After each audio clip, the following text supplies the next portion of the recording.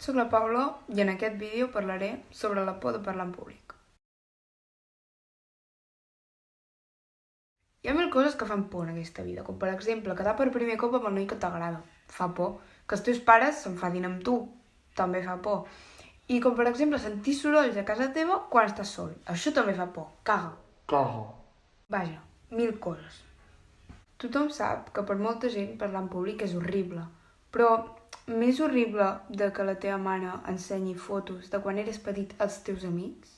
O més horrible que menjar-te el menjar que hi ha a la nevera de fa 10 dies? Sincerament, crec que no.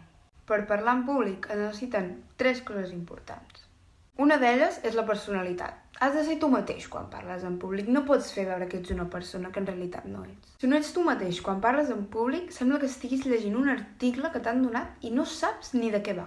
Una de les altres coses que has de tenir en compte és la pràctica. Tu has de saber què has de llegir, què has d'ensenyar, què has de transmetre al públic. I una vegada que tu saps, parles. Sigues tu mateix, però sapiguent què has d'explicar. Per acabar, has de tenir en compte la preparació. Has de saber com et prepares el que has d'explicar. Una vegada saps això, en quin moment ho faràs, què has de dir. Una vegada això, practicar.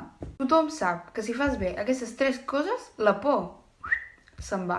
També has de pensar que la gent qui li estàs explicant no és ni millor ni pitjor que tu. És com tu, és com si estiguessis parlant tu amb el teu mirall. Espero que us hagin servit els meus consells i que els pugueu aplicar i que venceu la por de parlar en públic.